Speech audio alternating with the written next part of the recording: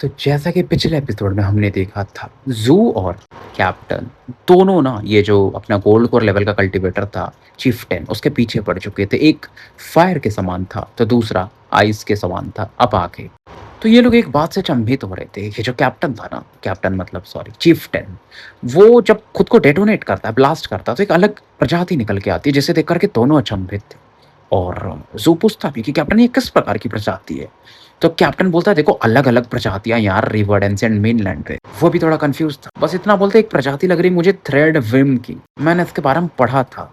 तो कैप्टन और ज़ू दोनों पीछे हटने लगते हैं, जिसे देख कर के। वो जो चिफ्टन के अंदर से निकला था वॉर्म जैसा, बहुत तेज़ी से आगे बढ़ता है। और दोनों उतने फास्ट तो नहीं थे जितना वो था, क्योंकि जो भी था वो नासेंट सोल लेवल का था। ज़ू को समझ में नहीं आता और लगता है ऐसे कोई तो आके उसे हिट किया और बहुत पीछे जाके गिरता है। खून के उल्टे करने लगा। कैप्टन के साथ भी सेम होता है। वो तो पेंडेंट का शील्ड था, तो ज़ू बच जाता है। लेकिन फिर भी ना अंग जो अंदर के होते हैं वो हिल से जाते हैं। और उसके हिसाब से ज़्यादा देर तक ये टिक नहीं पाएगा, पेंडेंट भी एक्सप्लोड कर जाएगा। वो फिर से अटैक करने वाला था, लेकिन अचानक से ऊपर से ना एक ब्लू फायर जैसा गिरता है जो इसे ब्लॉक कर देता है। ऊपर से वो आग गिर रहा था और बहुत सारे सी स्टार कल्टिवेटर्स को खत्म करते जा रहा था। मास्टर सिक्स भी ये देखते यार हैरान थे। इस दौरान सी स्टार पैट्रिक पर फिर से अटैक कर और दूसरी तरफ टेक्निक से वो चीफ्टेन को ब्लॉक कर रहे थे, वो जो थ्रेड जैसा निकला था वॉर्म जैसा। मास्टर सिक्स बोलते हैं वो आयरन थ्रेड है। कैप्टन जब समझता है तो उसे याद आता है, अरे हाँ ज़ू मुझे याद आया। लेकिन वो जो नॉन ह्यूमन था यानी थ्रेड फॉर्म ना, वो बोलता है मानना पड़ेगा, लगता मैंने सेक्ट को कम में आंक लिया। तुम एक नासेंट सोल लेवल कल्टीवेटर, तुम बीच में पड़ोगे मेरे। तो ये जो आयरन थ्रेड था वो अपना राइट हैंड आगे बढ़ा और एक तगड़ा सा ना स्पेल फॉर्मेशन यूज कर, तो एक टेलीपोर्टेशन पोर्टल जैसा खोल देता जहाँ से लोग निकलने लगते हैं। मतलब एक अलग स्पेस खुल चुका था जिसमें से बहुत सारे अमानवीय कल्टीवेटर बाहर आ रहे थे, ब्लैक कलर के थे। और उनमें जो सबसे आगे था ना, उसके अंदर से खतरनाक किलिंग एजेंट फील किया जा सकता था। और दूसरा पोर्टल फिर ये खोलता है जिसमें से हाथी के सूंड जैसे लोग बाहर आ रहे थे। और खास करके उसमें जो बंदा आगे था ना, उसके अंदर जो फ्लक्चुएशन था वो भी नासेंट सोल के करीब था। तीसरा पोर्टल खोलता है, इसमें से कुछ त्रिभुजाकार आंखों वाले लोग बाहर निकलते, और उनके में भी जो सबसे आगे था ना, वो भी नासेंट सोल लेवल का था। कैप्टन हैरान हो जाता है। बेसिकली अलग अलग क्लैन थे। एक था सिक्स विंग इंक रेवेंस, दूसरा था अर्चुलियन मैमोथ्स, तीसरा था स्नेक कैल्प ड्यूमंस। बड़े बड़े सेक्ट नहीं है लेकिन सी स्टार के लेवल पे ही। कैप्टन इन चीजों के बारे में ज़ू को एक्सप्लेन कर रहे हैं। और ये जो तीनों टुकड़ी आई रहती है ना, उसके जो टॉप एक्सपर्ट रहते हैं वो सिक्स पीक की तरफ यानी मास्टर सिक्स की तरफ बढ़ जाते हैं। उनका एक ही बस था कि सिक्स पीक को डैमेज करना, माउंटेन पीक, चाहे वो मर भी जाए तो उन्हें फर्क नहीं पड़ता। इधर अब ज़ू के पास तो कोई चॉइस नहीं था ना, तो कैप्टन के पास दोनों भागने को देख। गोल्ड कोर लेवल के बंदे को आप बैटल कर सकते हो भाई, बट नासेंट सोल बहुत ऊपर की चीज हो गई। पैट्रियार्ची कैलीग्राफी है ना, फिर भी नहीं कर सकते आप उस लेवल की, क्योंकि आप उस लेवल का पावर का इस्तेमाल कर पाओ तब तो। लेकिन कैप्टन भागते भागते उस बंदे की तरफ देखता है ना, गर्दन हल्का सा पीछे करके, और कहता है तुम्हारा नाम बाइली है ना, आयरन थ्रेड वाले। इवन जो अचंभित था, जो को तो समझ में नहीं आता कौन क्या बाइली।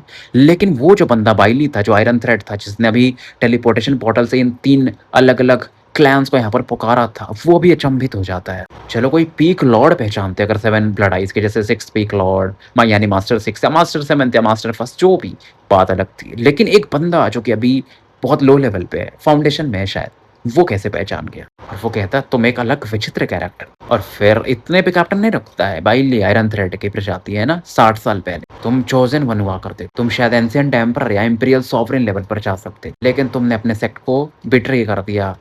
तुम्हारे चक्कर में बहुत सारे लोग मारे भी गए थे, और फिर तुमने एक सीक्रेट सोसाइटी ज्वाइन कर ली थी, राइट? Torch light. वो बोलता मानना पड़ेगा तुम्हें, मैं तुम्हारा सोल सर्च करके देखूंगा कि तुम्हें और क्या क्या पता है। बाइली अब इनकी तरफ पड़ता है। कैप्टन की आंखें चमकती हैं। इस दौरान ज़ू फिर से पैट्रियार्च की कैलीग्राफी को यूज करते, ये बैटल करने ही वाले। लेकिन तभी मास्टर सिक्स का जो पोर्टल गॉड था ना, वो चमक। ये वो गॉड था जब से इनके बच्चे और वाइफ मरी थी ना, तब से इन्होंने इसको छोड़ा नहीं था अपने साथ। आज फिर से इसे यूज करते, जिसमें से मानो बहुत सारे वेपन्स निकलने लगते, खतरनाक लेवल की बेलफुल ऑरा थी, भंवर सा बन जाता। और ये ऑरा ना सबसे पहले वो जो तीन ग्रुप्स आए थे ना, उनको खास करके नासेंट सोल कल्टीवेटर को हिट करते, तुरंत ही वो हेविली इंजर्ड हो जाते, खून की उल्टी करने लगते हैं। और उनकी जो प्रजाति के लोग थे वो तो तुरंत मारे जाते। बॉटल गोल्ड में से ना एक बीम ऑफ लाइट निकलती और वो इन लोगों की तरफ पड़ रही। लेकिन इतना काफी नहीं था। मास्टर सिक्स एक और टेक्निक यूज करता, चारों तरफ से ना फ्लेम इकट्ठा होने लगती है। सी स्टार और जो बचे कुछ लोग थे ना, तीनों प्रजाति के, ये उन पर अटैक करते, उन्हें गलाने लगती। बाइली का एक्सप्रेशन पहली बार बदलता है और बोलता है ये किस प्रकार की मैजिकल डिवाइस है? तो नहीं तगड़ी बेलफुल ऑरा। बेलफुल ऑरा मतलब आप समझ लो डार्क ऑरा या किलिंग ऑरा। अब वो ज़ू और कैप्टन को मारना चाहता था, लेकिन उससे मौका नहीं मिलता है, तो एक टेलीपोर्टेशन की तरफ पड़ जाता है, दोबारा से प्रकट होता है, भागने को देख रहा। मास्टर सिक्स बोलता कि मुझे भी लग रहा था कि सी स्टार जैसे जैसे कमज़ोर लोगों के में इतनी हिम्मत कैसे आ गई?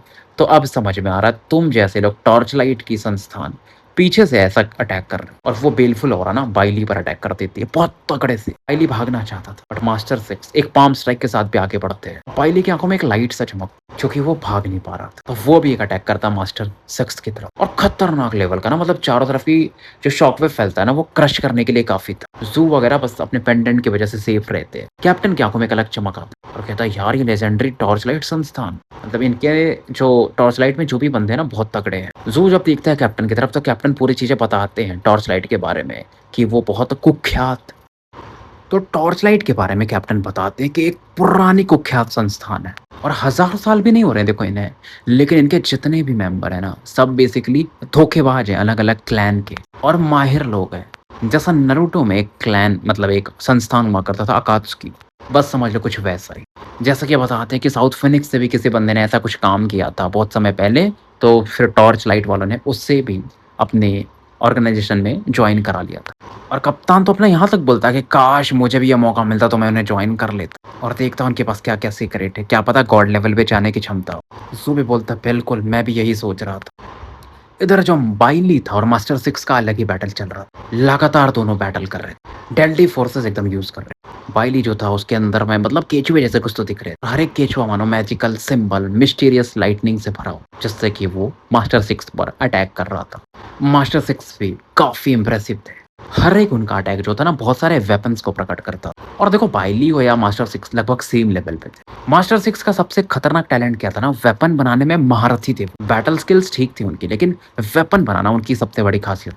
बाइली इस दौरान एक खतरनाक टेलीपोर्टेशन टेक्निक को यूज करके मास्टर सिक्स पर एक ब्लेड लाइट का अटैक करता जिससे कि मास्टर सिक्स तुरंत ही डॉज कर लेते पीछे हट करके। बाइली हंसने लगता और बोलता है तुम देखो मतलब मास्टर सिक्स को बोलता बाइली कि नासेंट सोल कल्टीवेटर हो लेकिन एक पिछड़े सेक्ट से हो अपने इन मैजिकल डिवाइसेस से तो तुम मुझे मार नहीं पाओगे।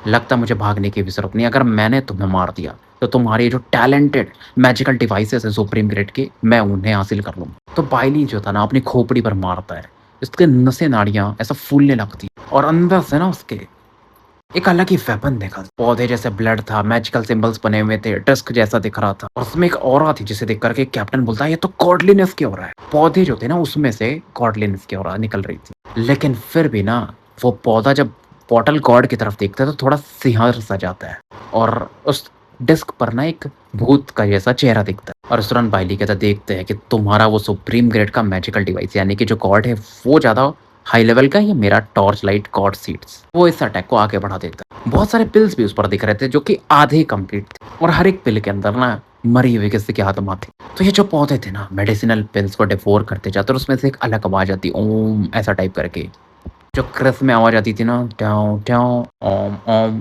कुछ वैसी आवाज थी और उसके अंदर से ना बिजलियां प्रकट होती जो कि बैटल गॉड पर लगातार अटैक करते जाती है। बाइली अलग हंस रहा था। बाइली अपने बैटल फॉर्म को प्रकट करता है जो कि 300 मीटर लंबा था जिसके साथ ये फ्यूज हो जाता है और उसके बाद बहुत तेजी से मास्टर सिक्स की तरफ पड़ता है और एक सैबर अटैक करता है। उस अटैक को देखकर ना जू अचंभित हो जाता है क्योंकि जू जो टेक्निक यूज करता था ना हेवनली सैबर वाला ये कुछ वैसा ही दिख रहा था। मास्टर सिक्स भी इस अटैक को काउंटर करने के लिए बिल्कुल पीछे नहीं हटता। उनके चेहरे पर एक अलग स्माइल और आंखों में खूनी तांडव। हाँ मैं फाइटिंग में उतना अच्छा नहीं लेकिन सिक्स पीक का पीक लॉर्ड हूँ 7 ब्लड आइज का मैजिकल डिवाइसेस बनाने में महारथी हूँ वो भी बड़े बड़े 6वें पीक की तरफ क्योंकि पहाड़ी पर ही खड़े थे ना पूरा 6वां पीक लेकर तो यहाँ पर आए थे। वो बोलते हैं कि इधर आओ। 6 पीक जो कि एकदम शांत बैठा हुआ अचानक से उड़ के मास्टर सिक्स की तरफ आता और उसमें से गॉडली ऑरा मानो निकल रही थी। जितने भी इनके मैजिकल डिवाइसेस थे ना सब चमकने लगते और एक अलग लेवल की ऑरा निकलती जो कि आगे बढ़ती पूरा पावर यूज करके बाइली पर चढ़ाई कर देते। इवन कैप्टन और जूकिंग जो थे अचंभित हो जाते। मास्टर सिक्स कहते बच के तो नहीं जाओगे। इधर जो सी स्टार का पैट्रिक था ना वो भी इन पर अटैक करने लगता। माउंटेन जो था ना सीधा बाइली के ऊपर ऐसा धंसने लगता है। बाइली संभाल नहीं पा रहा था स्ट्रगल कर रहा था लेकिन उसके अंदर से वो गॉडलिनेस की ऑरा निकलती है जिसकी वजह से पहाड़ थोड़ा सा मूव करता। टैलेंटेड था ही देखो यार ये बंदा नासेंट सोल के अर्ली फेज में था लेकिन फिर भी तभी तो इसे टॉर्च लाइट वालों ने सेलेक्ट किया था। इस समय बाइली ने वो जो एविल प्लांट था ना जो मैजिकल डिस्क का डिवाइस था जो भी बोल उसमें फ्यूज हो चुका था और उस पर जो भूत जैसा चेहरा दिख रहा था वो बाइली के जैसा दिखने लगा और वो बोलता है तुम वेपन्स बनाने में बहुत अच्छे होंगे। लेकिन मैं तुम्हारे जैसे बहुत सारे कल्टीवेटर से मिला हूँ और वो उन्हें यूज़ करने में भी अच्छे थे, लेकिन मैं जितना सोचता हूँ लेकिन जब तक ये बोल पाता, मास्टर 6 की आँखों में एक पागलपन सा छा चुका था। तुरंत वो ऐसा हाथ को लहराते और एक बैनर प्रकट होता 300 मीटर का और अलग-अलग रंगों से चमक रहा था और जैसे ही वो बैनर प्रकट होता है ना, पूरा आसपास का जो क्षेत्र था 10 हज़ारों किलोमीटर तक लाल हो जाता है। झंडे पर ना एक गोल्डन ब्लड दिख रहा था, जिसमें गॉडलीनेस की और नॉर्मल गॉडलीनेस से बहुत ऊपर थी। जो वो ब्रोकन फेस दिखता है ना, टूटा हुआ खोपड़ी गॉड का, उसकी जैसी औरत थी। बाइली की अलग फट जाती है, बोलता अचंभित हो जाता है, डर सा जाता है और बोलता है कि war banner of human kind, ये इतने पिछड़े इलाके में क्या कर रहा है? देखो बाइली के पास पूरा इन्फॉर्मेशन नहीं था। चलो ये चीफ्टेन सी स्टार के बॉडी में था, लेकिन इतना भी इसे नहीं पता था कि क्या चल रहा है, सेवन ब्लड आइज के पास क्या-क्या है और ये चीज़ भी है। अब बाइली ने यहाँ से भागने को देखता है। मास्टर 6 की आँखें एकदम कोल्ड। ज़रा ज़ू वगैरह भी अपना मौका ताड़ ही रहे और बाइली देखो छठवें पीक के बीच में फँसा ही हुआ था। कैप्टन की आँखों में वही फिर से पागलपन सा छा कि गॉडलीनेस के ऑरा में बिल्कुल भी करप्शन नहीं। तो दोनों चढ़ाई कर देते हैं छठवीं पीक की तरफ। बाइली जो कि संघर्ष कर रहा था खुद को आज़ाद करवाने के चक्कर में। उसकी बॉडी से झोरा निकल रही थी गॉडलीनेस की ना, छोटे-मोटे कल्टीवेटर को ईज़िली मार दी। लेकिन ज़ो के पास पेंडेंट था, जिससे वो प्रोटेक्टेड। कैप्टन भी काफ़ी स्ट्रगल कर रहा था। हर एक कदम आगे बढ़ने पर ना ब्लड निकल रहा था बॉडी से। एक शील्ड यूज़ कर रहा था खुद को सेफ रखने के लिए। लेकिन वो क्रेज़ी जो लुक था ना, वो अभी भी गया नहीं था। ज़ू अपना ध्यान नहीं देता कैप्टन की तरफ, वो माउंटेन बेस की तरफ पहुँच चुका था और कुछ ब्लैक बीटल्स आगे बढ़ाते थे। लेकिन बाइली का गॉडलीनेस बहुत पावरफुल था, तो बीटल्स पहुँच ही नहीं पाते थे, भाई मर जाते हैं। और बाइली ने अब तक तो ज़ू और कैप्टन को नोटिस कर लिया था। लेकिन उसके पास समय नहीं था इनसे डील करने के लिए। जो भी पावर था पहाड़ की तरफ लगा रहा था ताकि वहाँ से आज़ाद हो पाए। और उसकी ऑरा की वजह से पहाड़ 1-2 मीटर आगे पीछे होने लगता और वो निकलने को देख ही रहा था, तभी ज़ू जो था पैट्रियार्च का जो कैलीग्राफी स्क्रॉल था उसे निकालता। उस पर लिखा हुआ था ना, knows with the living flame. Flame वाला जो शब्द था वो तो थोड़ा गायब हो चुका था, तो ज़ू इस बार नोज़ वाले पावर को यूज़ करता है। उस पावर को जब ये मैनिफेस्ट करता है ना, तो एक नाग जैसी छवि बनती है जो कि बाइली की तरफ बढ़ने लगती है, क्योंकि अगर आपको याद होगा तो फ्लेम पावर इसने यूज़ कर लिया था। बाइली अचंभित हो जाता और ये नाग की ऑरा जो थी ना इसकी बॉडी पर आके लगती और ये खून की उल्टी करने लगती। जो भी मौका था इसका भागने का, अब वो भी जा चुका था, क्योंकि ये और अंदर चला जाता ना पहाड़ के। अब पहाड़ इसको और दबाने लगता है, अब दबाने लगता है तो चिल्लाता है और जो सी ऑफ फायर था, जो आग था पहाड़ के आसपास या जो भी, वो इसे गलाने लगता है और करियाता है। मौके का फ़ायदा कैप्टन भी उठाता है, पूरे स्पीड से बढ़ता। बाइली की ऑरा की वज़ह से ना कैप्टन गलने लगता है, फ़र्क नहीं पड़ता और बाइली का वो जो प्लांट था ना, उसका एक बिट खा लेता। बाइली की फट जाती है क्योंकि बाइली उस ऑरा के साथ मर्ज था और कैप्टन अब भागने लगता है। भागता है ना तो उसके नीचे के जो हिस्से थे ना, वो एक्सप्लोड कर जाते हैं। दायाँ हाथ भी फूट जाता है, टॉर्सो वाला जो एरिया होता है वो भी खत्म हो जाता है, एक आँख भी चली जाती है, पतड़ियाँ भी बाहर आने लगती है, दाँत भी बाकी सड़ जाते हैं मतलब मिट्टी में मिल जाते हैं। लेकिन बाइली का जो हिस्सा इसने खाया था प्लांट का, उसे निकल जाता है और चेहरे पर ना एक पागलपन वाली हँसी थी। बाइली कुछ कर नहीं पा रहा था, कमज़ोर होते जा रहा था, आँखें खूनी लाल हो चुकी। फिर से गॉडलीनेस वाली ऑरा रिलीज़ कर पहाड़ फिर से थोड़ा आगे बढ़ने लगता है। बाइली 2 भागों में बँट जाता है और 2 अलग-अलग दिशा में भागता है। लेकिन ज़ू पूरा नज़र बना के था, इस मौके का फ़ायदा उठाता है। जो देखो विथ वाला कैरेक्टर था ना, WITH, क्योंकि पूरा शब्द जो लिखा था पैट्रियार्च ने था नोज़ विथ लिविंग फ्लेम। तो अब ज़ू नोज़ यूज़ कर चुका था, फ्लेम यूज़ कर चुका था, अब विथ को यूज़ करता है, जो कि एक मुक्के जैसा बनता है और बाइली की तरफ बढ़ता है और ज़ू रुकना नहीं चाहता था। दूसरा कैरेक्टर भी जो बचा था ना, लिविंग, उसे भी यूज़ करने को देखता। लेकिन ये जो ऑरा थी ना, उसको ज़रूरत नहीं थी कि कौन-सा असली बाई है। ज़ू को लगा था दोनों पर अटैक कर दो, जो भी असली होगा, एक तो लग ही जाएगा उस पर। लेकिन ये ऑरा असली वाले बाई पर बढ़ती है, मतलब जो नॉर्मल क्लोन था नहीं, जो सही में बाइली की बॉडी थी उस पर। फिर से वो खून की उल्टी कर और बाइली के आसपास ना अब ये ब्लू फायर गिरने लगती है, उसकी बॉडी गलने लगती। अब कप्तान फिर से बढ़ता है, जो उसका हाथ-वाथ बचा हुआ था ना थोड़ा बहुत, क्योंकि नीचे का तो हिस्सा जो था ना, बोल सकते हो पेट के नीचे का, वो तो अलग ही हो चुका था, खत्म हो चुका था। पहले से तेज़ी से बढ़ता है, लेकिन जैसे ही वो एक और बाइट लेने वाला था, बाइली इसकी तरफ देखकर चिल्लाता है और कैप्टन का ना टॉर्सो जो नीचे का थोड़ा बचा हुआ था, वो भी कोलैप्स करने लगता है। हाथ भी खत्म हो जाता है। उसकी खोपड़ी बचती है, जो पीछे जाके गिरती है, लेकिन कप्तान अपना मरा नहीं। वो ज़ू को बोलता है, "ज़ू मुझे फेंको, आगे फेंको।" बाइली को समझ में नहीं आता, ये पागल है क्या? और बाइली की बॉडी एक्सप्लोड कर जाती। चारों तरफ ना वो शॉकवेव ऑरा फैलने लगती और एक थ्रेड फॉर्म जैसा ना कुछ तो था, वो भागने को देखता है। बस वो ज़िंदा रहने के लिए ऐसा कर रहा था। उसे लगता है वो निकल जाए, लेकिन ज़ू उस समय ना पैट्रियार्च का जो आखिरी शब्द था लिविंग, उसे यूज़ कर देता है। बड़ा-सा हाथ बनता है और वो जो थ्रेड फॉर्म बन के भाग रहा था उसकी तरफ पड़ता है और आधी बॉडी ना वहीं छड़ जाती है उस थ्रेड फॉर्म की और आधी जो बची थी उससे वो मूव करना चाहता था, लेकिन कर नहीं पा रहा था और माउंटेन पूरा उस पर इस दौरान इसको दबा देता है। ज़ू एक चैन की साँस लेता है, लेकिन ज़ू क्योंकि पैट्रियार्च की कैलीग्राफी का इस्तेमाल कर रहा था ना, तो उसे इस्तेमाल करने में भी ऑरा लगती है, तो पूरा थक चुका था। लेकिन जितना इसे चाहिए था उसने कर दिया था, मास्टर 6 को जितने टाइम की ज़रूरत थी। मास्टर 6 उस दौरान वॉर बैनर का इस्तेमाल कर रहे थे, जिसमें से एक फिंगर जैसी पावरफुल ऑरा ब्लू फायर निकल रहा। इस स्टार के लोग पूरे खत्म हो चुके थे। लेकिन 7 ब्लड आइज़ के जो भी लोग थे या ज़ू वगैरह, उसे ये ऑरा नुकसान नहीं पहुँचाती है। जितने भी थ्रेड वॉर्म्स थे वो जल के राख हो जाते हैं। और मास्टर 6 बोलते हैं कि अब मैं यहाँ पर जो भी लोग हैं, सबकी ऑरा को समर्पित करता हूँ। और बाइली भी यहाँ पर चीखें मारता है, क्योंकि उसका थ्रेड फॉर्म वाला हिस्सा अभी बचा हुआ था ना आधा, वो भी अब धीरे-धीरे गलने लगता है। मास्टर कह रहे थे 6 कि मैं उनकी हड्डियों को भी खत्म करता हूँ, इस आइलैंड पे दफन करता हूँ। पर ये कुछ बोल के टेक्निक यूज़ कर रहे थे, वो पावर और ज़्यादा बढ़ रहा था। मैंने उनकी आत्मा को भी मैं यहाँ दफन करता हूँ। और बैटल गॉड की जो बॉटल गॉड थी उसकी ऑरा का इस्तेमाल करते। इस दौरान फिर से अल्कोहल पीते। पूरा यहाँ का एरिया कोलैप्स करने लगा। ये जो पूरा आइलैंड था ना वो समुद्र के अंदर समाने लगा। तो सी स्टार आइलैंड, सी स्टार के लोग हमेशा के लिए खत्म हो चुके थे। बाइली मारा जा चुका था बॉडी सोल दोनों से। समय इस दौरान बीतता है। 7 ब्लड आइज़ में हार्बर नंबर 176 को दिखाया जाता है, जहाँ पर ज़ू अपने थर्मास्केप में कल्टीवेट कर रहा था। वो जो बैटल हुआ था ज़ी स्टार का, उसे बीते हुए 15 दिन हो चुके थे। और इस चीज़ के बारे में जब लोगों को पता चला था तो अचंभित थे कि सी स्टार खत्म हो चुका है, सी स्टार ने क्या किया था, बाइली कौन था, बहुत सी चीज़ें पूरी फैल चुकी थी। और वो जो 3 प्रजातियाँ उनसे मिलकर अटैक करने आई थी, उन्हें भी निपटा चुके थे। तो 7 ब्लड आइज़ की तरफ ना बहुत सारे लोगों का ध्यान आता है कि 7 ब्लड आइज़ जो है अलग पावरफुल हो चुके हैं। जो भी बगावत कर रहा है उसे छोड़ते नहीं। और जब वापस ला रहे थे ना, जब मास्टर 6 सभी को बैटल खत्म करने के बाद, तो किसी से बात नहीं करते। ज़ो इस दौरान वाइन पी रहा था और अपने टीचर को बोलता है कि उम्मीद है आपका यात्रा जो आगे का है वो अच्छा रहेगा। ये अपने ग्रैंड मास्टर बाइली के बारे में सोच रहा था। इस दौरान इसके 65 थर्मापर्चर चमक रहे, क्योंकि सभी में ना उसने सोल्स वगैरह भी, हर एक थर्मापर्चर में एक-एक सोल ये इकट्ठा कर रहा। 3 स्टार पीपल जो मरे थे ना उनके सोल्स थे। बहुत वीक थे, लेकिन फिर भी बहुत सारे सोल्स थे ना, तो मिला कर के कुछ तो काम करे। फिर उसके एक थर्मापर्चर में ना एक ऐसा भी सोल था, वो ग्रू का, जो कि चलते रहता था। क्योंकि ज़ू अभी भी इसको तड़पा रहा था। उसकी बॉडी तो कोलैप्स हो चुकी थी, उसका सोल था ज़ू के पास बस। लेकिन फिर भी इसका वो जो मिरियाड स्पिरिट था ना, वो ये जो ग्रू था ना, उसका इन्नेट एबिलिटी जो थी, इन्नेट एबिलिटी मतलब कि टेलीपोर्ट कर जाना किसी की बॉडी में, वो एक्वायर नहीं कर पाया था। और ज़ू को ये भी समझ में आता है कि अगर इसे करना है ना, तो इसे ऐसे ही बहुत सारे क्रूज़ को ढूँढने पड़ेंगे। फिर जाकर के ये टेक्निक ये मास्टर कर पाएगा।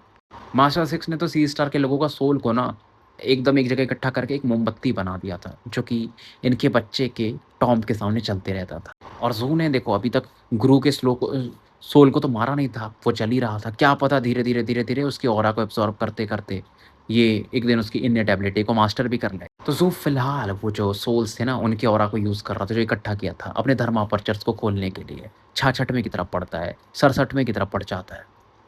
और फिर 68वें की तरफ, 68वां थोड़ा बहुत खुलता है। अब जैसे-जैसे देखो धर्मापर्चर का लेवल बढ़ता है ना, उतना ही ज़्यादा ऑरा लगती है उन्हें खोलने के लिए। अब उसके बाद एक ज़ेड बॉक्स खोलता है, जिसके अंदर एक ब्लैक मेडिसिनल पिल, ये एक हाई लेवल का सोल पिल। बेल फायर जो स्क्रिप्चर को प्रैक्टिस करते हैं ना, उनके लिए देखो सोल ही मेन है धर्मापर्चर को खोलने के लिए। और ये पिल जो था ना, वो ज़ियानवो ने दिया। ये वाला नहीं, लेकिन ऐसे हाई क्वालिटी के देते रहता था। ये मास्टर 6 ने दिया था, बाइली के सोल का एक हिस्सा से इसको बना करके कि ये यूज़ कर रहे हैं। ये बहुत हाई लेवल का था, आप समझ सकते हो, क्योंकि बाइली नासेंट सोल लेवल का था। और मास्टर 6 ने इसके लिए बहुत किया था। देखो वो प्रोटेक्शन के लिए पेंडेंट भी उस समय दिया था। पूरी तरह से यूज़ नहीं हुआ था, लेकिन ठीक-ठाक वो यूज़ हो गया। अब जो ये पिल को निगल जाता है और जब निगलता है ना, तो इसमें खतरनाक लेवल की ऑरा थी। रब से इसका 69वां अपर्चर खुलता है, 70, 71, 72 ऐसे करते-करते 78 तक ये पहुँच जाता है। और दिखाता है कि बाइली का सोल कितना पावरफुल था, उसका एक हिस्सा इतना काफ़ी था। फिर से पॉपिंग साउंड आता है और इसका 79वां यानी 79th धर्मापर्चर खुल जाता है। और ज़ू सोच रहा था बस 11 और खोल लेगा, तो फिर इसके 3 सोल, नाम मैं भूल गया, मतलब फ्लेम जो भी बोल लो, लाइफ फ्लेम सॉरी, हाँ, वो खुल जाएँगे। अब ज़ू क्या करता ना, इसके बैग में 2 विश बॉक्सेस थे ना, इच्छा वाले बॉक्सेस जो इससे मिले थे। तो जैसे कि बाइली को भी एक मिला था, लेकिन बाइली बोल रहा हूँ मैं, वू ज़ियांग को, जो कविताएँ बोलते रहता था, बट उसने बताया ही नहीं था कि उसमें से क्या निकला था। इधर लेकिन वॉर में एक अलग डेवलपमेंट हो रहा था। सी ज़ॉम्बीज़ को जो लोग सपोर्ट करते थे ना, 2-3 क्लैन, उनको थर्ड आइनेस ने सी ज़ॉम्बीज़ के विरुद्ध करा दिया था। कैसे कराया था, ज़ू को भी नहीं पता था, लेकिन थर्ड आइनेस बंदा कमाल का था। देखो 7 ब्लड सेक्ट अच्छा कर रहा था, लेकिन बैटल में अगर आप जाओगे तो आपको भी लॉसेस होते हैं ना, सी ज़ॉम्बीज़ के साथ जो थे। तो इसे देख कर के ना 7 सेक्ट कोलिशन वाले काफ़ी खुश थे, शांति से बैटल देख रहे थे, जबकि 7 ब्लड आइज़ उनका पार्ट है, लेकिन उनको ये भी लगता है ना कि 7 ब्लड आइज़ पावरफुल हो गया तो खुद को स्वतंत्र घोषित कर देगा। और धीरे-धीरे क्या हो रहा था ना कि 7 ब्लड आइज़ वाले सी ज़ॉम्बी के एंसेस्ट्रल लैंड की तरफ बढ़ रहे थे। और अगर आप सी ज़ॉम्बी पर एक जो लैंड है उसको इकट्ठा कर लिए, तो उसके आगे क्या है? रिवर एंशिएंट आइलैंड है, मतलब लैंड है मेन, तो ये वहाँ पहुँच सकते हैं। लेकिन ज़ू इन चीज़ों पर ज़्यादा फ़ोकस नहीं करता है, वो अपना बेस कैंप जो था ना बंजारों का, वहाँ जाना चाहता था। सर्जेंट थंडर का जो जहाँ उसने दफनाया था उस जगह पे, और फिर उसे क्रूसिफिक्स और रैप्टर से भी मिलना था। 2 साल हो चुके थे, कैसे हैं वो लोग? बहुत सी चीज़ें थी। तो फिलहाल ये अपना धर्मस्किप रखता है और पोर्टल की तरफ बढ़ जाता है।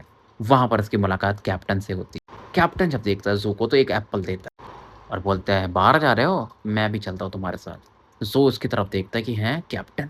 कैप्टन ऐसे ही अचानक से तो मुझे नहीं मिल जाएगा, कुछ ना कुछ इसका काम होगा। कैप्टन बोलता है, "हाँ, ओल्ड मैन ने मुझे एक और मिशन दिया कि मैं तुम पर ध्यान रखूँ, तुम सुरक्षित रहो।" ओल्ड मैन मतलब मास्टर सेवेंथ की बात करता है। ज़ू फिर भी देखता है कि ये ऐसी बात, लेकिन उसे लगता है ना करके भी क्या करूँगा, चलो भाई चल ही लेते हैं इसके। तो बताता है कि मैं घर जा रहा हूँ।